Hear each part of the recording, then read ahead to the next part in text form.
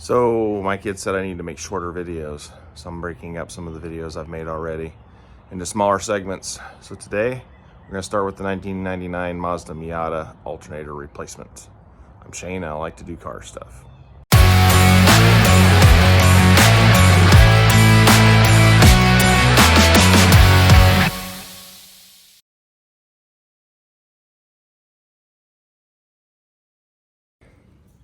All right, still working on my 99 Mazda Miata.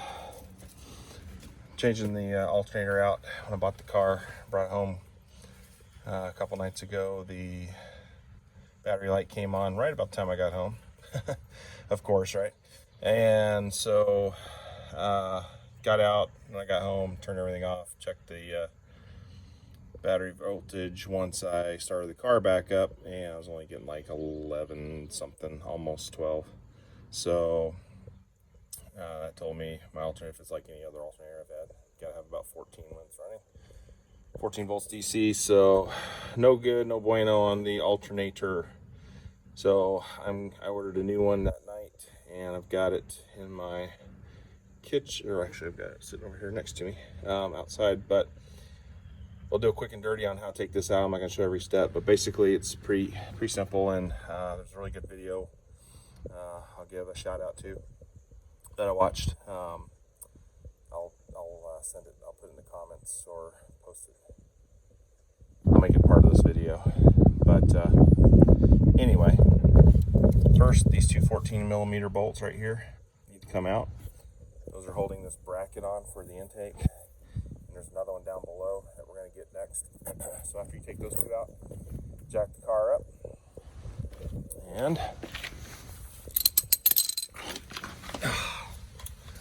then we'll see the underside. So right here is the other one.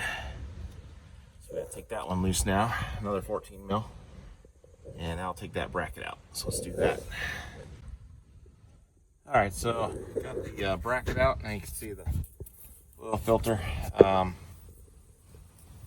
We're going to take plug loose first, and then we will take this nut off for the lead to the alternator. I think that is a 13 or possibly 12, but I think it's a 13.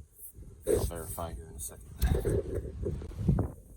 All right, back on top now. We're going to take the lead off the alternator. Right there. And that is a 12mm on mine. I think mine's stock. All right, so we got the cable off down there where my socket's pointing to, that nut or that stud. Now we're going to take the, we're going to release the tension on this one, loosen it here, and that'll let it slide up, get the belt off, and then we'll take the bottom alternator bolt out. It comes from the other side. These are 12mm on mine. I think mine again is stock, so yours may vary.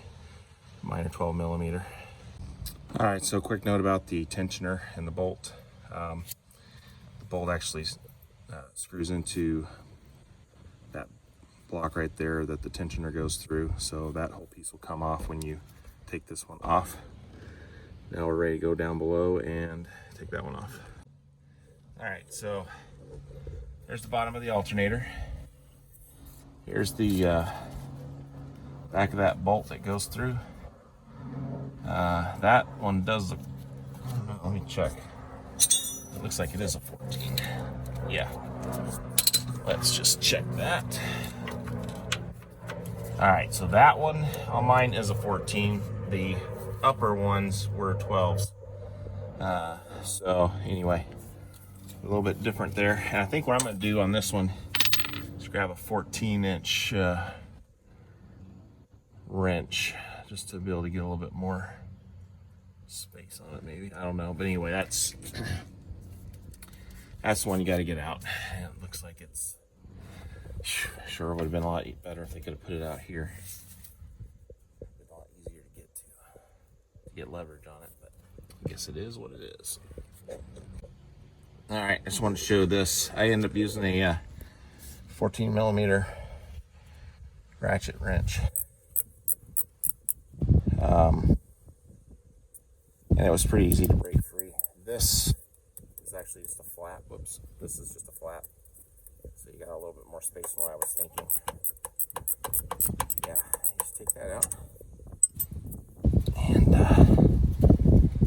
actually gets to point this finger tight like now. And then we'll pull that out. Pull the alternator out. Put the new one in. Hopefully get 14 volts DC when I crank the motor up. Alright, here's my new one. Just bought it off Amazon. Nothing special. I think it was just over $100, 125 maybe. Anyway, time to put it on. Alright, so installation is just reverse of the removal. Get it up in there. I found it easier to go up through the front here. Up through this way, my hand. And then snake it down over the mount here. 14 millimeter bolts, long bolt's gonna go in on the back, and we'll go from there. All right, plug your, I think it's from the ECM, but anyway, you plug that plug in, and we're gonna hook the 12 millimeter nut back up on here on the main lead. Get that connected, and then we'll get it tensioned, tighten everything up.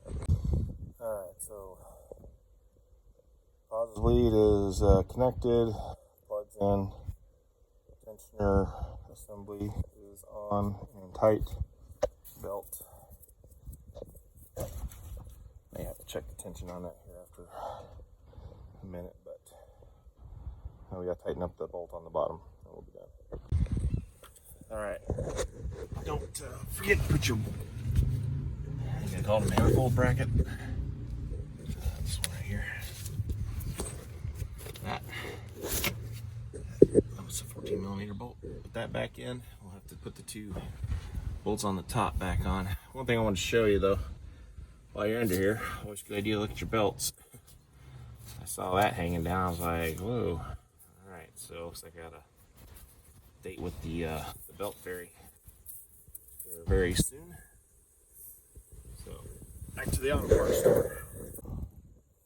All right, everything's back together, tightened up. Just gotta hook the battery cable up, and we'll test start it and see how the belt sounds. All right, belt sounds good. Now assess the voltage. Okay, that's more like it. The other day when I got home and I was having the problem after I brought it home the first night, and I got the battery light on, I was only getting like 11.8 sitting here idling. So this is what I would expect out of a good alternator, 14.5 or better. I guess I've never seen one quite, I don't think I've ever seen above 14.5 really. So we're good.